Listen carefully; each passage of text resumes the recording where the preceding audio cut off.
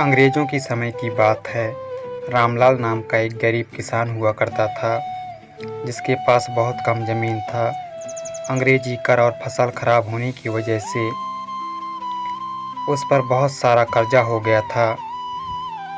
किसान आर्थिक रूप से बहुत परेशान हो गया था। वह अपना कर्ज उतारने के लिए मजदूरी करने लगा।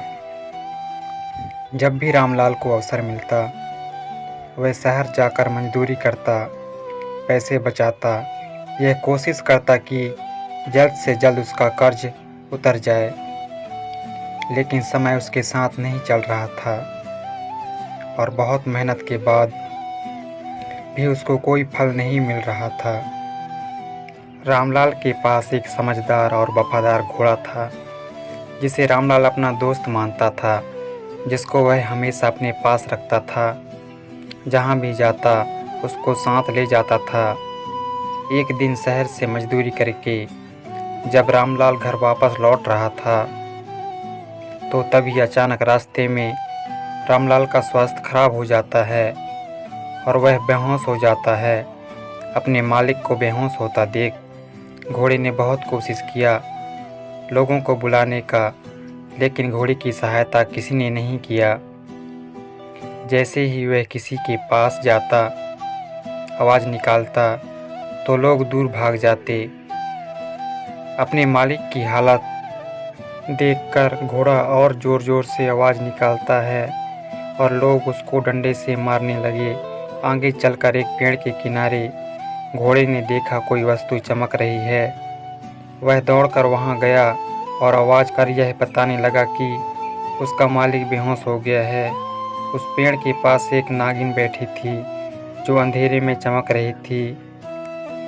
वह घोड़े की बात समझ जाती है और तुरंत अपनी शक्ति का प्रभाव डालती है और उसके मालिक को होश आ जाता है।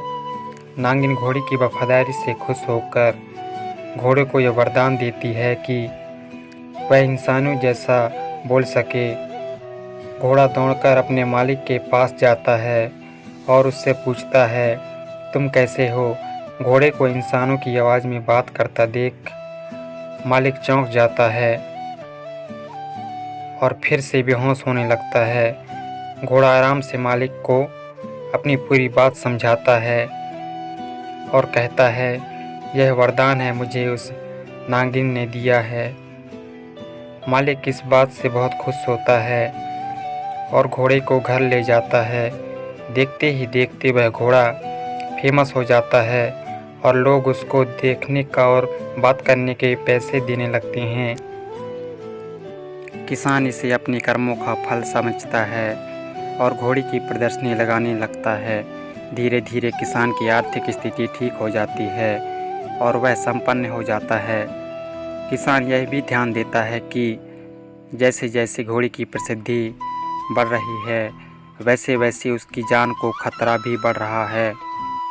अपनी आर्थिक स्थिति ठीक होने के बाद किसान वापस उस पेड़ के पास जाता है और उस नागिन से निवेदन करता है, कृपया कर आप यह वरदान वापस ले लीजिए, नहीं तो मैं इस घोड़े की रक्षा नहीं कर सकता, क्योंकि बहुत सारे लोग इसको चुराने अथवा मारने के लिए घूम रहे हैं। किसान की ईमानदारी को देखकर नागिन बहुत खुश होती है और उससे कहती है, तुमको कभी भी कोई ज़रूरत पड़े तो तुम यहाँ आकर मुझसे कहना, मैं तुम्हारी मदद ज़रूर करूँगी।